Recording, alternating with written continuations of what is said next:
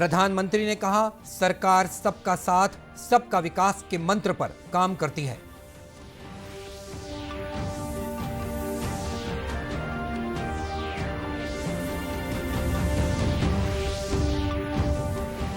अर्थव्यवस्था पर कोविड महामारी के प्रभाव को कम करने और मुद्रास्फीति को नियंत्रित रखने के लिए रिजर्व बैंक ने नीतिगत ब्याज दरों में कोई बदलाव नहीं किया। केंद्र ने राज्य में स्वास्थ्य सेवाओं के विस्तार के लिए 338 करोड़ रुपए से अधिक के प्रस्ताव को मंजूरी दी।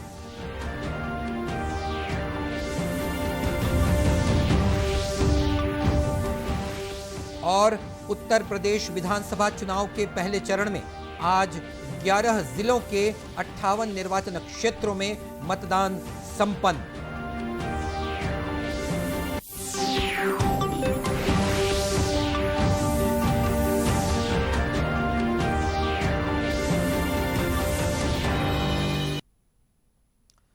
नमस्कार, आप देख रहे हैं दूरदर्शन समाचार। मैं हूं मनीष अहलुवालिया और अब समाचार विस्तार से। प्रधानमंत्री नरेंद्र मोदी ने कहा है कि भारतीय जनता पार्टी हमेशा देश के लोगों की सेवा के लिए प्रतिबद्ध है। कल शाम एक समाचार एजेंसी के साथ साक्षात्कार में श्री मोदी ने कहा कि भाजपा के नेतृत्व वाली सरकार सत्ता में सबका साथ सबका विकास के मंत्र के साथ काम करती है। आगामी विधानसभा चुनाव के बारे में प्रधानमंत्री ने कहा कि सभी 5 चुनावी राज्यों में भाजपा के पक्ष में लहर है। उन्होंने कहा कि पार्टी भारी बहुमत से जीतेगी। श्री मोदी ने कहा कि जहां भी भाजपा को स्थिरता के साथ काम करने का मौका दिया गया है, वहां सत्ता समर्थक माहौल है। उन्होंने कहा कि जब भाजपा चुनाव जीतती है तो वो जमीनी स्तर से जुड़ी रहती है और लोगों का विश्वास जीतने में कोई कसर नहीं छोड़ती है। प्रधानमंत्री ने one nation one ration card एक ऐसी योजना का उल्लेख करते हुए कहा कि इस तरह की योजनाओं को आसानी से लागू करने के लिए डबल इंजन की सरकार बेहतर साबित होती है और गरीबों के हित में अधिक योजनाएं लागू की जा सकती हैं। हिंदुस्तान के किसी भी कोने में जाएगा, एक ही राशन कार्ड होगा। अगर वो महाराष्ट्र में है तो भी उसको free price fair price shop से उसको अनाज मिल जाएगा।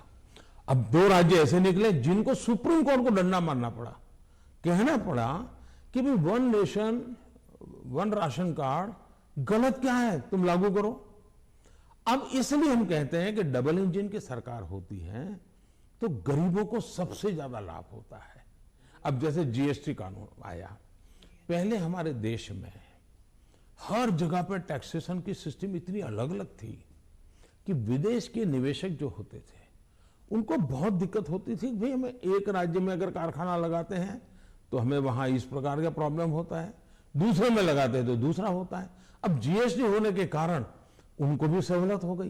तो हम जो ये कह रहे हैं कि भाई डबल इंजन की सरकार, हम ऐसी व्यवस्थाएं करें, अपनी विविधता को बनाए रखना है। भारत की विविधता ही उसकी ताकत है, लेकिन व्यवस्थाओं को भी बनाए रखना है।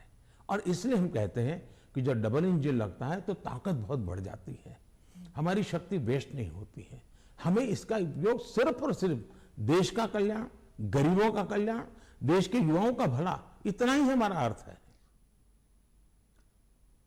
कृषि कानूनों के बारे में प्रधानमंत्री ने कहा कि तीनों कानून किसानों के लाभ के लिए लाए गए थे, लेकिन देश के हित में उन्हें वापस ले लिया गया। श्री मोदी ने कहा कि उन्होंने हमेशा किसानों के लाभ के लिए काम किया है और उन्होंने भी हमेशा उनका समर्थन किया है। श्री मोदी ने कहा कि सरकार की नीतियां ऐसी होनी चाहिए जो लोगों को अवसर दे। श्री मोदी ने कहा कि सरकार की प्राथमिकता गरीबों के लिए घर, शौचालय, स्वच्छ पेयजल, स्वास्थ्य सुविधाएं और मूलभूत सुविधाएं सुनिश्चित करना है और अगर कोई उन्हें समाजवाद कहता है तो ये उन्हें स्वीकार्य है।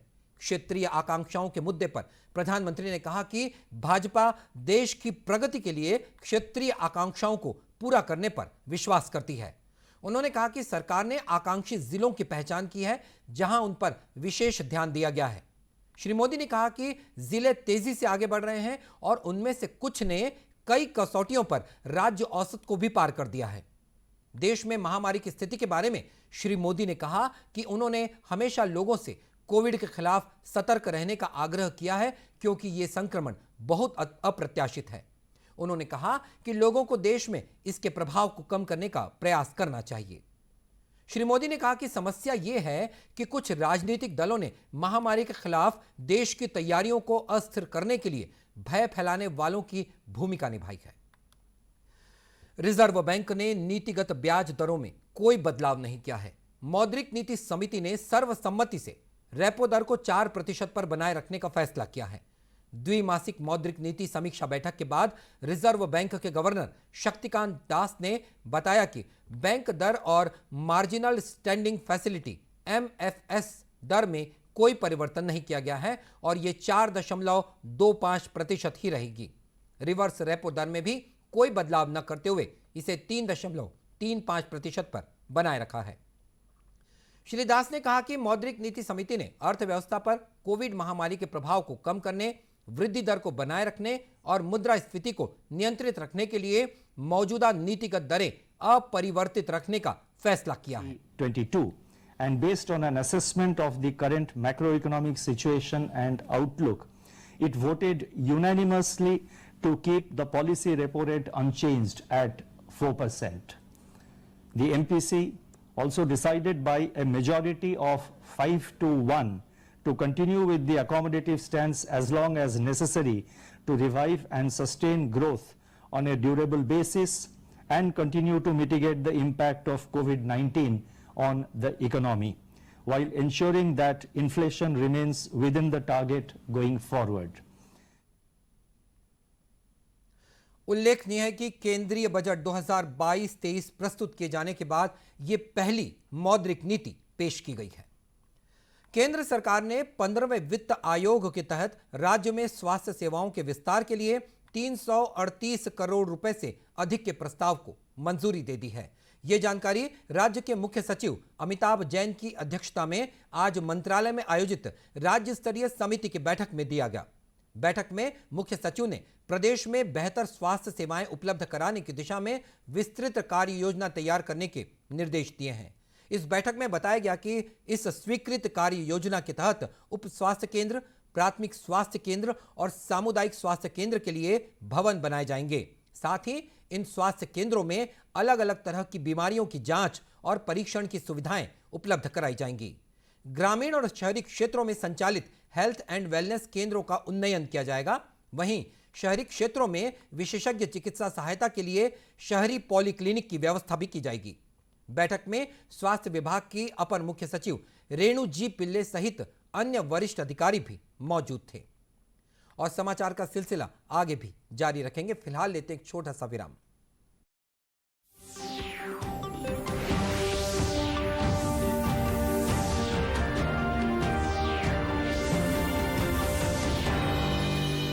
क्या बात है, बहुत फिट लग रहा है।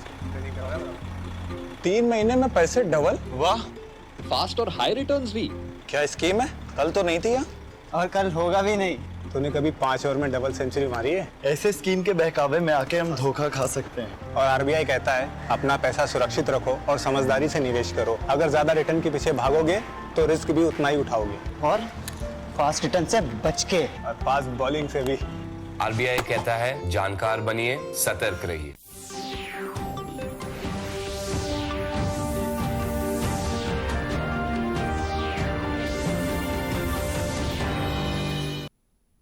और ब्रेक के बाद एक बार फिर स्वागत है आपका दूरदर्शन समाचार में। मुख्यमंत्री भूपेश बघेल ने भूमकाल आंदोलन को आदिवासियों के स्वाभिमान, आदिवासियों के जल, जंगल और जमीन तथा आदिवासियों की स्वतंत्रता की लड़ाई बताया है। उन्होंने कहा कि शहीद गुंडाधुर ने सीमित संसाधनों के बावजूद अंग्रेजों से लोहा लिया और वो अंग्रेजों के सामने कभी नहीं झुके। उन्होंने आदिवासी समाज को जोड़ा। ये बात मुख्यमंत्री ने भूमकाल स्मृति दिवस के एक दिन पहले कल रायपुर निवास कार्यालय से नगर पालिका कांकेर के घड़ी चौक में स्थापित अमर शहीद गुंडाधुर की प्रतिमा का वर्चुअल लोकार्पण करते हुए कही।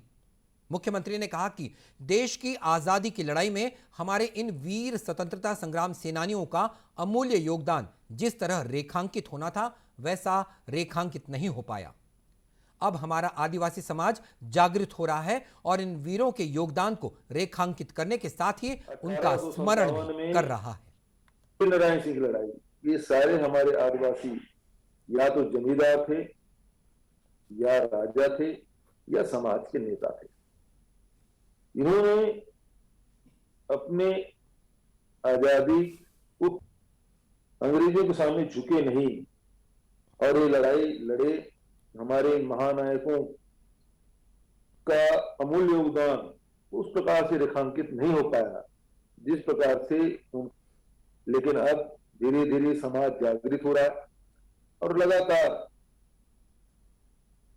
चाहे शहीद गैर सिंह की बात हो, चाहे शहीद गुंडाधूर की बात हो, समाज जागृत होकर इनके योगदान नमन करते हुए सभी साथियों को बधाई और शुभकामना देते। मुख्यमंत्री ने कहा कि बस्तर के विकास में कोई कमी नहीं आने दी जाएगी। उन्होंने अमर शहीद गुंडाधूर की स्मृतियों को चिरस्थायी बनाने के लिए कांकेर वासियों द्वारा उनकी प्रतिमा की स्थापना के कार्य की सराहना की। उत्तर प्रदेश विधानसभा चुनाव के पहले चरण में आज 11 जिलों के 58 निर्वाचन क्षेत्रों में मतदान संपन्न हुआ। अब तक मिले अनंतिम आंकड़ों के मुताबिक शाम 5 बजे तक लगभग 58% तक वोट डाले गए हैं। मतदान के अंतिम आंकड़े देर रात तक जारी होने की उम्मीद है। इन विधानसभा क्षेत्रों में आज सुबह 7 बजे से शुरू होकर शाम 6 बजे तक मतदान चला। सुबह से ही युवाओं और बुजुर्गों के साथ साथ महिलाओं में भी मतदान को लेकर उत्साह नजर आया। पहले चरण का मतदान संपन्न होने के साथ ही 73 महिलाओं सहित कुल 623 उम्मीदवारों का भाग्य अब ईवीएम में कैद हो गया है। निर्वाचन आयोग ने स्वतंत्र, निष्पक्ष, पारदर्शी और कोविड से सुरक्षित मतदान के लिए व्यापक प्रबंध किए थे। इस चरण में जो उम्मीदवार चुनाव लड़ रहे हैं उनमें भाजपा प्रत्याशी के रूप में उत्तराखंड की पूर्व राज्यपाल बेबी रानी मौर्य, सुरेश राणा, श्रीकांत शर्मा और चौधरी लक्ष्मी नारायण, पंकज सिंह और संगीत सोम शामिल हैं।